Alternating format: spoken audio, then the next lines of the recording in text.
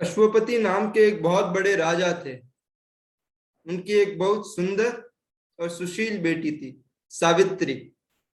जब सावित्री बड़ी हो गई, युवा उम्र में आ गई, तो पिता ने कहा, बेटी अब तुम अपने लिए एक पति ढूंढ लो। सावित्री ने स्वीकार किया और राजा द्वारा बताए गए दिए गए वृद्ध मंत्रियों के साथ वो अपने सोने के रथ पे निकल गई। एक राज दरबार के बाद दूसरा राज दरबार, कई युवराजों से मिली, लेकिन कोई भी युवराज उसका दिल नहीं जीत पाया।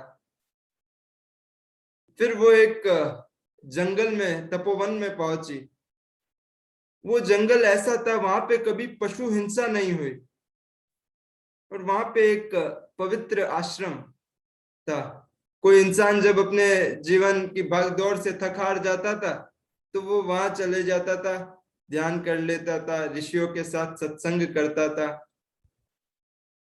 तो उस पवित्र आश्रम में द्युमत्सेन मौजूद थे। द्युमत्सेन एक बहुत पहले राजा थे, जो वृद्धावस्था के कारण उनकी आंखें अंधे हो गए थे, इसलिए शत्रुओं ने उन पे वार किया और वो अपना राज्य खो दिया। इसलिए वो अपनी पत्नी और बेटे के साथ उस आश्रम में ही अपना जीवन व्यतीत कर रहे थे। बेटा का नाम सत्यवान। कोइंसिडेंटली रानी जो सावित्री, जिनको इतने युवराज में कोई पसंद नहीं आया, उनको देखते ही सत्यवान ने उनका दिल जीत लिया।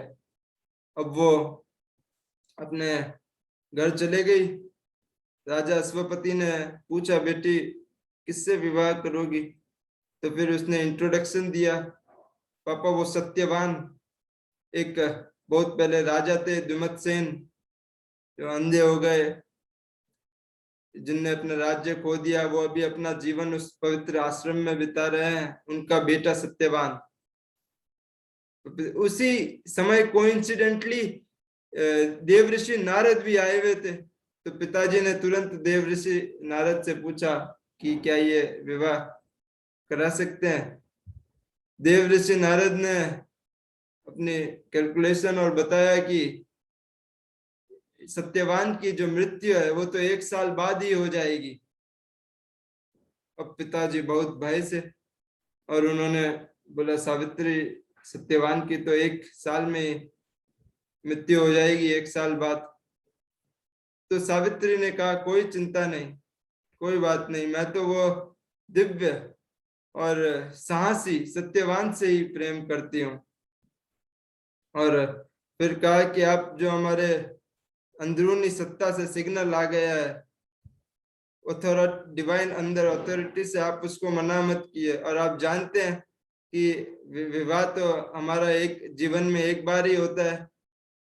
ये जो डाइवोर्स है, ये तो अभी नया जो ट्रेंड है, जो हमने बाहर से, जैसे हम कपड़े और हर चीज इंपोर्ट कर रहे हैं, वैसे ही वेस्ट से हमने ये डाइवोर्स भी मेरे ख्याल से इंपोर्ट कर लिया है। क्योंकि पहले हमारे ये मेरे ख्याल से नहीं होता था, जो हमारे भारतीय परंपरा में पहले।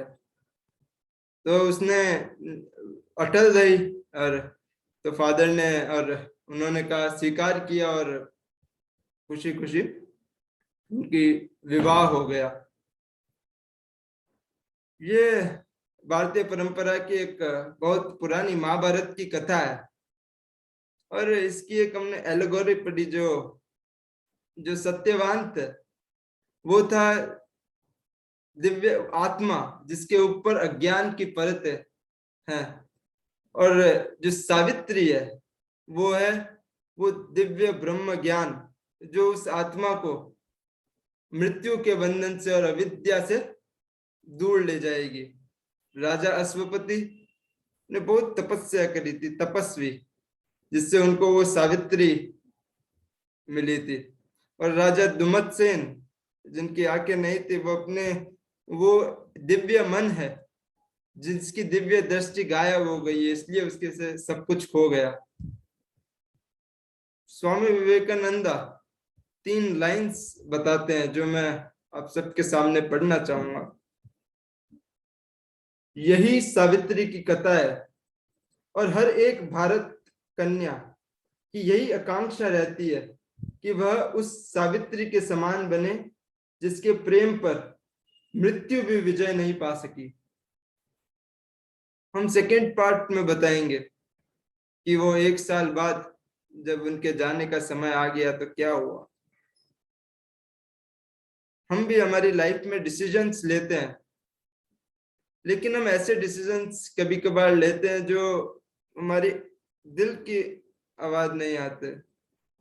सावित्री ने वो दिल की अथॉरिटी को सुना, अंदर से जो अंदरूनी सत्ता को सुना, और उनके पास करेज था कि उसको ओबे करने का, उसका आज्ञा पालन करने का। हमारे भी लाइफ में हम बहुत सारी चॉइसेस लेते हैं, तो उस अंदर जाके हम दिल के अंदर से अगर वो चॉइसेस लेंगे तो ज्यादा जीवन हमारा वो ऐसा, ये तो एक प्री प्लान जैसे आप देखिए, वो उधर गई, वो एक कोइंसिडेंस हुआ कि वो सत्यवान को देख लिया, फिर उधर देवऋषि नारद आए हुए थे, फिर से कोइंसिडेंट, एक प्री प्लान जैसा। तो हम भी एक दिल से निर्णय ले जो हमारी अंदरून दिल कह रहा है। कुछ पैसा देख के या महल देख के ऐसे हम हमारे लाइफ के कोई भी करियर डिसीजन हो या मैरिज डिसीजन हो, ऐसे ना ले, क्योंकि 5 बेडरूम हो, 10 बेडरूम हो किसी के पास, पर एक ही बेडरूम में तो ये नींद आएगी, और वो जिसके पास 10 बेडरूम है उसको नींद नहीं आएगी, क्योंकि वो सोच रहा है कि मेरे को मेरा अगला पैसा कहाँ लगाना है, वो नहीं सो पाएगा।